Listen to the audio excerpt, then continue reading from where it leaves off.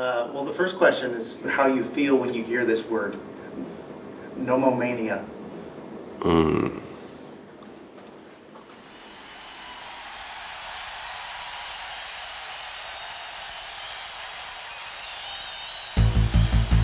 The winds of change came in a tornado.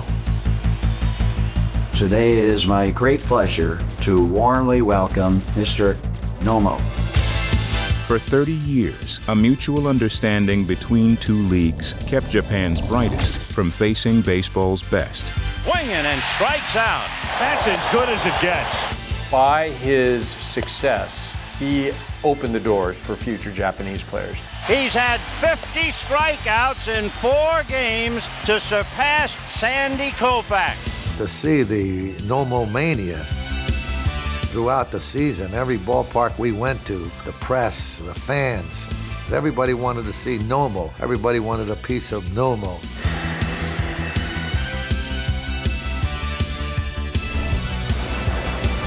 And the tornado's winding up. But will it strike us out? There goes the whole ball game.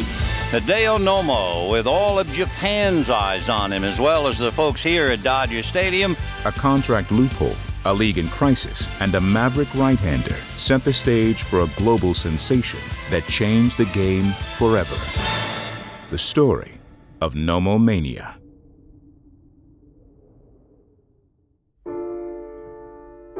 The seeds for Nomo's success and a strong will to go against convention were planted in his youth. As a young boy in Osaka, Hideo dreamed of playing professional baseball from an early age. When playing catch with his father Shizuo, Nomo one day began to turn his back before throwing the ball in an attempt to impress his dad. The result was his distinctive tornado windup that was instrumental in his domination of opposing batters. 僕小さい頃から多分フォームだったと思うんですけど、体を大きく使ってなるべく体ひねって、そうすれば速い球が投げれるんじゃないかなっていうのでフォームになりました。The tornado windup proved to be effectively wild. In his youth, he would walk the bases loaded, only to then strike out the next 3 batters. Discouraged by a notable local high school baseball coach from using his windup, Nomo enrolled in a different high school with a less prestigious baseball program, where his talents could shine without the interference of meddling coaches. Despite not being drafted out of high school, a record 8 teams of the Nippon Professional Baseball League eventually drafted him after his standout performance in the 1988 Seoul Olympics. Nomo signed with his hometown Kintetsu Buffaloes under the condition that they would not try to change his windup. Across the Pacific, Peter O'Malley, president of the Los Angeles Dodgers, had long been intertwined with Japanese baseball. My first trip to Japan with our family was 1956. The Yomiuri organization invited the Brooklyn Dodgers, and that was the introduction to see baseball in Japan. And it was obviously in the back of everyone's mind that, wow, these players are extraordinary and they could play very well in the major leagues. So having a player from Japan in the Dodger organization early on was definitely on my mind.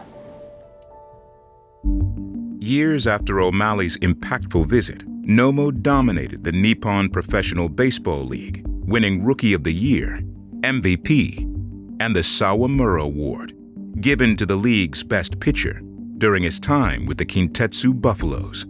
Nomo, who had signed his contract before the 1990 season, was bound to his team for 10 years, according to NPB rules. But overuse by his new manager and a dissatisfaction with his contract situation made him the perfect candidate to challenge a system that had kept Japanese baseball players out of Major League Baseball for nearly 30 years.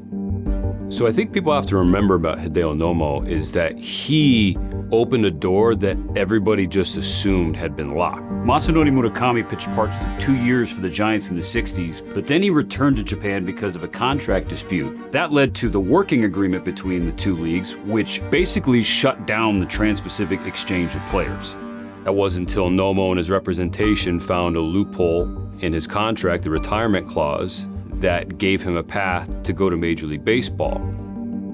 Through my contacts in Japan, I met with Hideo, and how he started the conversation was, I want to play in the Major League Baseball. Not 5 years from now, not 10 years from now, I want to go next year. 日本のプロに入って、で日米野球でメジャーの選手と実際対戦して、やっぱりメジャーの選手はちょっとレベルが違うなっていうのをそこ感じて、やっぱりもう一つ上のレベルでやりたいなと思ってたので、日本でやってる間はメジャーでずっとやりたいなと思ってましたね。So that got me started looking into the rules between the US and Japan, and that's how everything kind of started.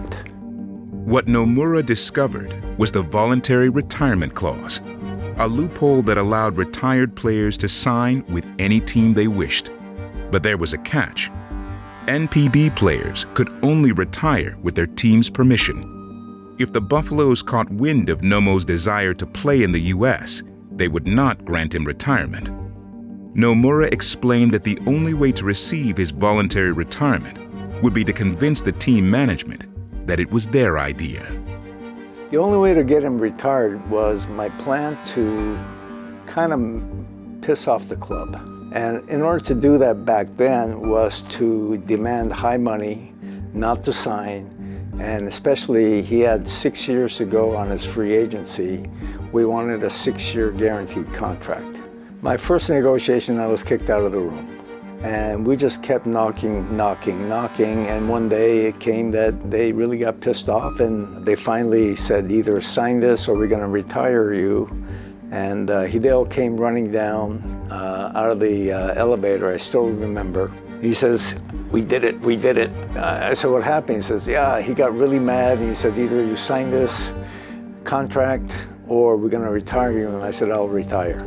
And that was a moment that opened up the gate. Now, when he executed that loophole, the response back in Japan wasn't one of celebration. He was not hailed as a hero. He was looked at as a villain, someone who had betrayed his home country. Every day I had death threats. Every single media was against me, against Hideo. It was tough days, but down in my heart, I always said I did the right thing. I didn't violate any rules. These are the rules that the teams made, and I just followed it and did what I had to do as his representative. A player daring enough to challenge the system was soon met with an owner whose rich history with the country of Japan left him eager to sign one of its stars. When Hideo was available, I think all the baseball teams, major league teams in the United States were interested. We were keenly interested. He started a tour in the United States. He went to Seattle with his agent. He went to San Francisco, and we were the third stop. Well, now that I can talk, I didn't have any intention to meet with the Dodgers then. We had about a week in LA, and then we were going to go to New York. Knowing what the Dodgers' history is, I was kind of waiting on if they would call. They did call. So we kind of prolonged our stay in Los Angeles and told the Yankees, well, we got to be in LA a little longer than what we expected. And we met one morning. I said, I don't want to talk about money. I don't want to talk about contract. I just want to talk as a person. I want to know him. I want him to know me and us. Because I wanted him to hear me express my thoughts about the organization and about how he would fit in. After the meeting, we knew that he was to leave the next day to go to New York. And I said, Hideo, are you available to meet tomorrow? And he looked at his agent, and they talked in Japanese together. And the answer came back from Hideo that yes, he would like to see us again the next day. And sure enough, the next day we met and we started talking more details about spring training, what we would do to support him, to help him, and let him focus on his job and not be distracted by the media and other things. And that meeting went extremely well also. And I believe the next day we signed a contract, and he never went to see Mr. Steinbrenner. His tour ended, and he became a Dodger. Happy moment. The biggest reason I think we signed with the Dodgers was, I think, it's not the Dodgers, it's not Los Angeles, it was really Peter O'Malley and how he kind of welcomed Hideo and his wife, Kikuko. It was a warm welcoming that it's hard to explain by words, but it was like heart to heart. And Peter certainly understood where Hideo was from and how he'd been treated by the media. And he was really guarding him to make sure that he was happy and then to become a successful player. 行くってメジャーリーグに行けるってアメリカでプレーできるっていうのが分かってからはもう嬉しくてしょうがなかったっていうか、次の高いレベルでやれるっていうのでもワクワクしてましたね。For many years, Hideo Nomo has dreamed about pitching in the major leagues. I admire his courage, his commitment, his dedication, and we're excited that he has selected the Dodgers to play baseball in the United States. Today, it is my great pleasure to warmly welcome Mr. Nomo.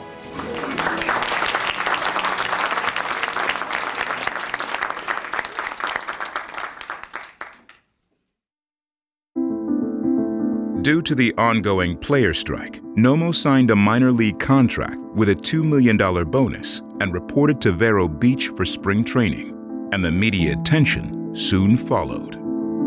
The media attention on Nomo-san was huge.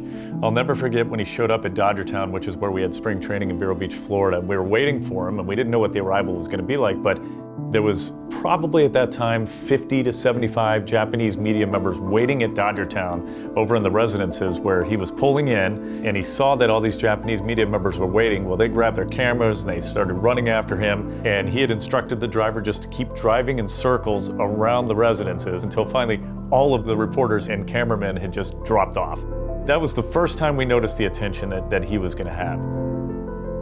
Well, I have never seen him pitch, but I've seen films of him and know something about his background and the success that he has. So right now, we're hoping and looking for him to be one of the starters on our pitching staff in 1995. Well, I think all of us were pretty unsure about anything with Hideo when we got to Vero Beach that year. There hasn't really been any Japanese pitchers at that time. And then we saw him pitch.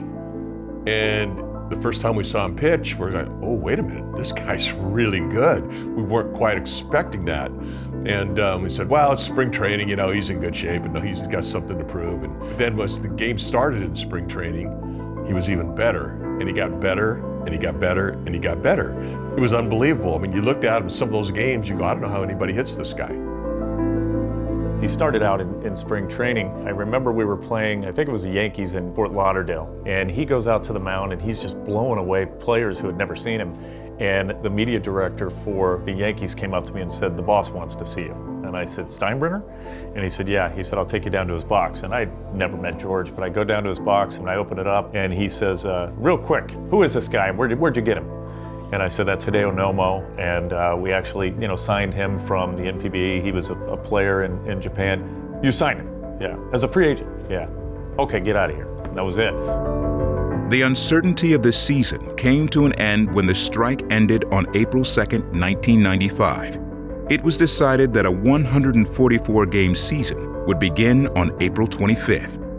アメリカ来てからも、マイナーキャンプから始まって開幕しましたけど、ストが終わって開幕しましたけど、そこには開幕にはロースターには入ってなかったので、早く投げたいっていうのがもう自分の中であったので。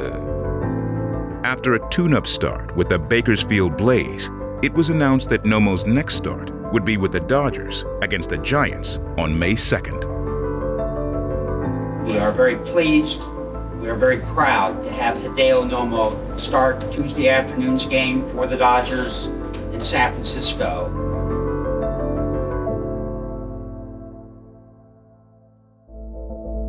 I think more than anything, like looking back on that time, the weight was a ton more than just coming over here and pitching. I don't care, if you grow up here in the United States and everything's great and comfortable, whatever, it's difficult to play in the big leagues. So now you've got a guy coming over from another country. He's in a completely foreign environment. And then just the fact that he was on his own. Like, there weren't other Japanese players here. We had an interpreter, but he was on his own here. He had an incredible ability to focus and block out distractions because, from the beginning, his media throng was intense. So a lot of pressure. He was a modern-day pioneer, without a doubt. I think if he would have failed, he probably would have set the modern movement of Japanese players coming to the major leagues. He probably would have set them back at least a decade, maybe more, in my opinion.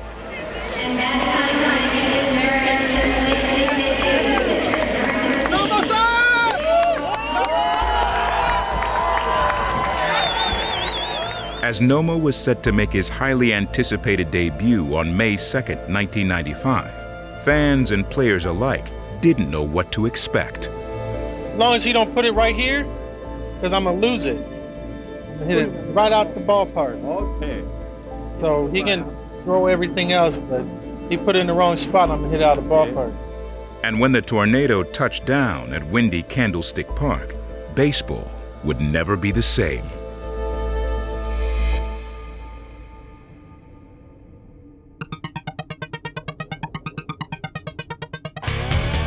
And on the mound, making his major league debut, Hideo Nomo. Strike three call. Swing and a miss. He struck him out. Bonds hits it the other way. And Ashley will come in and he'll make the catch. Nomo throws. Williams swings and misses. Fifth strikeout for the young right-hander. 2-2 pitch. Swing and a miss. He struck him out. 90 pitches for Hideo Nomo through 5 innings. You see his line, just 1 hit, 4 walks, 7 strikeouts. A fantastic debut for the rookie right-handed pitcher, Dodgers' Hideo Nomo. Nomo was impressive in his first start in the big leagues, and although he was not the winning pitcher that day, Nomomania was beginning to build. When Nomo debuted, I was 6 years old, and being one of countless Japanese Americans in the Southland, myself along with every one of those kids, we were all doing the tornado windup in the backyard. And I was 6, so didn't have the coordination and balance, so I was probably falling all over the place. But I do remember the craze that Nomomania brought, not just to the game of baseball, but specifically to the Japanese American community. There was just a frenzy globally with Hideo making his debut for the Dodgers. For a player like Hideo to come over here and to represent an entire country and be the first one to break barriers, that was a lot of weight on him. And then you would see whenever he pitched, the crowds would just flock to the stadium. Certainly media would flock to the stadium, but on every pitch that he threw, you'd see flashbulbs going off. Back in the day that was a thing. You realized it was like an event every time that he was on the mound. The strike 2 pitch is a fastball, got him, and he was just frozen. Looking for the splitter, thinking about a curve, and the fastball right down the pipe. That's 10. And we had plane loads of tourists coming from Japan just to come and watch Dodger games because of him. すごい嬉しかったというか、やっぱお客さんたくさん来てもらって、やっぱり自分たちがいい試合するとやっぱり球場が沸くので、いい緊張感になるというか、でも一旦球場出て外まで自分の影響が市内だロスだったり、日本だったりっていうのがそこまで自分のニュースが大きくなってるとはその時は全然思ってなかったです。I mean, we were at Dodger Stadium. I remember one time we were walking out of the clubhouse to go into the bathroom. Media was walking in, following him to go take a leak. But that's what he was dealing with. So you've got to have the patience, you've got to have the flexibility, plus you've got to perform. And he did all of it. There goes the runner, the 3-2 pitch. Got him looking, called strike 3. And Nomo leaves him standing again. 14 strikeouts. He's allowed only 2 hits. And Nomo comes to the dugout with the crowd. With each start, the perception of Nomo by his home country began to turn, And when the calendar flipped to June, Nomo took the mound at Dodger Stadium, still seeking his first win. Hi, everybody, and a very pleasant good evening to you wherever you may be. Hideo Nomo, a string of no decisions, like a letterman from Notre Dame. He's got that ND all over the place against the Giants, Colorado, St. Louis, Pittsburgh, and New York. There he goes again, and it's swung on and missed, so the splitter has come to life. And the tornado, oh man, one of the greatest windups ever in the history of baseball. And it was really amazing how he was able to repeat that with all the stress and tension he put on him by the big twisting motion. I mean, it was really amazing, but he needed that delivery because it made his splitter forkball like so unhittable. It just came out of nowhere, and I saw some of the funniest swings ever from guys that I'd never seen like that before. And a lot of that has just the deception of that delivery. His stuff was so good that we didn't really particularly worry about hitters per se. I just tried to get him to feel comfortable and throw strikes because his stuff was devastating. Obviously, the forkball was one of those pitches that's unhittable when it's on. I mean, I saw, and you could look at the tapes, but I mean, he made a lot of really, really good hitters look bad. And the 2-1 pitch on the way is swung on, a little fisted pop fly to Karros, and Eric will put it away. So Hideo Nomo has gone a wonderful 8 innings. That might be it for him. Worrell is down in the bullpen. A great performance by the young right-hander, and he gives the ball to Todd Worrell. So on a walk and a hit batter, the Dodger 2-1 lead in some jeopardy with 2 out in the 9th. Here's the 1-2 pitch to David Segui. Worrell's fastball is a ground ball smothered by DeShields, throws to first and got him. Hideo Nomo getting 5s and hugs as he comes on the field. So on the night that Nomo wins, the Dodgers win a tough one 2-1. We'll be back right after this. 初勝利した後、なんかチームがやっとメジャーリーガーとして認めてもらったような感じがしました。そこからもっと居心地が良くなったというか、そんな感じがしました。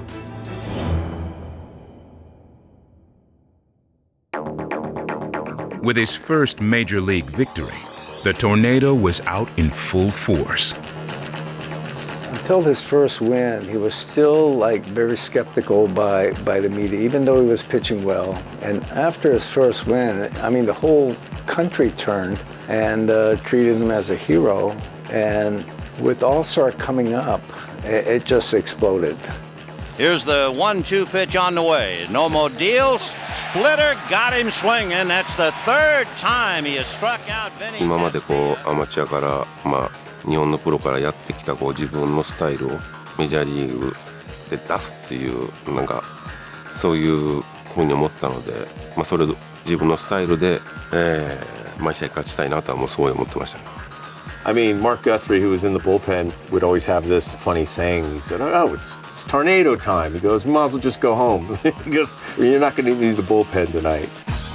Over the month of June, he compiled a 6-0 record in 6 starts with a minuscule 0.89 ERA and 60 strikeouts in 50 1/3 innings pitched, and finished the month with back-to-back shutouts, each with 13 strikeouts, a first in Dodger history. His unprecedented success catapulted him into a stratosphere of popularity that the Dodgers and the league desperately needed. As Nomo goes to the windup, and the 3-2 pitch to Weiss, swung on and missed. He's had 50 strikeouts in 4 games to surpass the great Sandy Koufax. There was a K in Sandy's name. We're going to have to put a silent K in Nomo. Despite the attention that swirled around the tornado, Nomo was single-minded in his focus to prove himself against major league hitters. That determination was rewarded when he was named the National League starting pitcher for the 1995 All-Star Game in Arlington, Texas. もう一つのいい思い出っていうか、一回でも出れてよかったなと今思ってもそう思えるような出来事を、試合にオールスターゲームに投げれたっていうのはもう今でもすごいいい思い出です。Well, it was really important because, again, the fact that the game was coming off the strike in '94. So it was very important for us to put on a good show, to really try to win the fans back. And the fact that Nomo came in at that time made it very interesting and really captivated a lot of interest from the fans. And quite a sight on the mound. Who would have figured Hideo Nomo, last year pitching in Japan. Now the 1-2 pitch to Lofton. Here it is. Waved at and missed. And down goes Martinez. Well, here you are, 5 American League hitters, 3 down on strikes. They were looking for the fork ball. He threw the express right by him. I was very proud and happy for him because it was a tremendous amount of pressure. It was where interleague play didn't start until '97. So when you start thinking, okay, he's making hitters in the National League look pretty bad. Now you're getting in the American League and making some guys look pretty bad as well. It shows that I think didn't matter where he was playing. When his stuff was on, it was pretty devastating. His dominance continued after the Midsummer Classic. In a tight division race with the Rockies, the new ace proved to be a steady presence as the Dodgers aimed to reach the postseason for the first time since 1988. I will say after the fact, like this guy had the biggest set of you-know-what ever when it came to pitch. Like his arm could be falling off, he'd take the ball. And those sort of things endeared him to all of us. It was like, leave me out there on the mound until I die. I think you can tell he was not afraid to take the ball in big games. He wanted the ball in big games. We looked at him to be the stopper when the team was struggling a little bit, when he went out there. We knew if he was on, we had a better chance than average of winning that game. So great pitchers, guys that really want to compete, that's what they're remembered for. As Nomo continued to rack up strikeouts, the division race came down to the final weekend of the season. With a chance to clinch the NL West, the Dodgers turned to their ace to pitch them to a division title.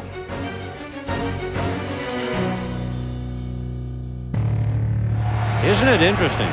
With all of the publicity, with all of the so-called hype, with the spotlight on Nomo all year, here he is with a chance to pitch the Dodgers to the division title. And Hideo Nomo takes the mound with the blue and begins to loosen up.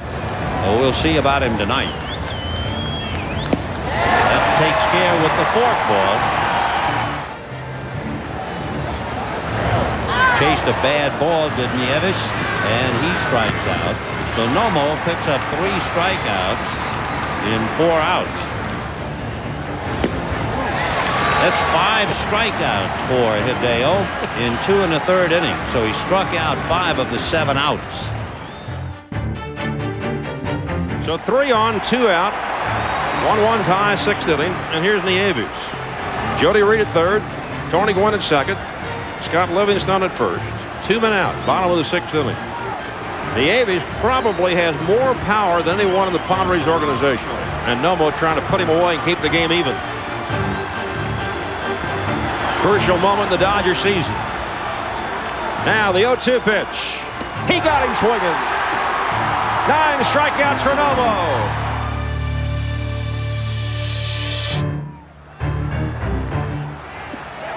There's number 11 for Hideo Nomo, and I believe that will be his sayonara song for tonight. What a game he pitched just when the ball club needed him. He's 3 outs away from a big victory. It would be his 13th, and it would clinch the division. Todd Worrell down in the bullpen will apparently pitch the 9th inning to no one's surprise. Dodgers 7, Padres 2. They're like thoroughbreds waiting for the bell to ring to jump out of the starting gate. Only they want to jump to celebrate. Here comes a fly. It will be the honor to Delino DeShields. That's it. Here they go. Crazy. And why not? There are a lot of Dodger fans here tonight enjoying it to the utmost. And the Dodgers file off, and the adoring multitude lets them have it one more time.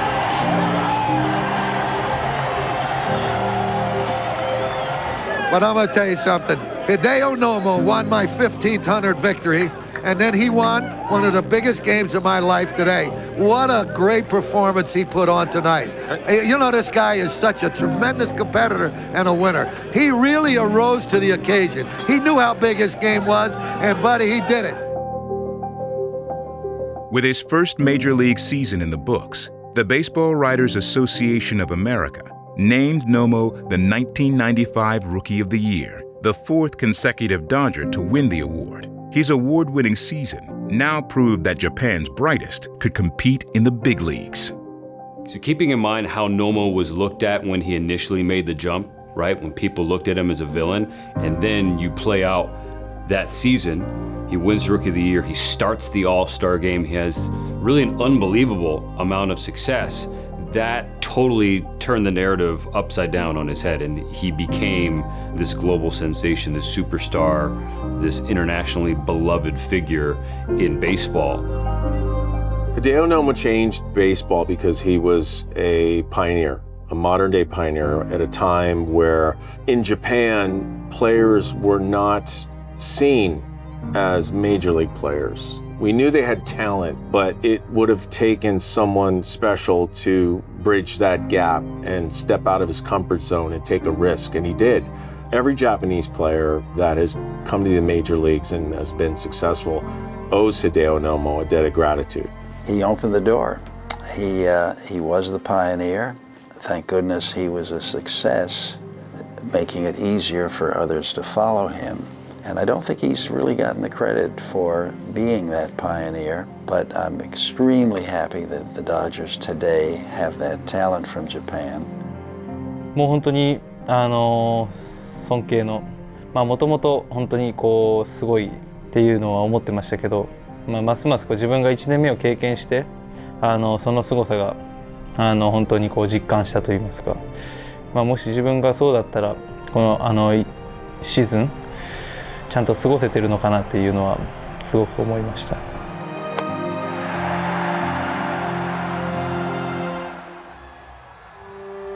You're starting to see the best players in the world and the best players from Japan starting to come into the U.S. And that's ultimately the goal, because this is the best game in the United States that you want the best players to be playing in. And Hideo was probably right at the forefront of making all that happen. そうですね、やっぱりその、前例がないというか、初めてのこう周りにそういう人たちがいない中で、やる挑戦っていうのはやはり難しいと思いますし、歴史を作ってきた偉大な選手だということは間違いないと思うので、今後もそれは変わらないと思いますし、全ての人が尊敬しているそういう選手だと思ってます。先ほども言いましたけど、僕自身はそういう野茂さん自身の挑戦する気持ちっていうところにこう背中を押されてここまで来れたと思ってます。And there's the first Dodgers strikeout for Shohei Ohtani. Ohtani sends one in the air, the other way, back it goes, gone!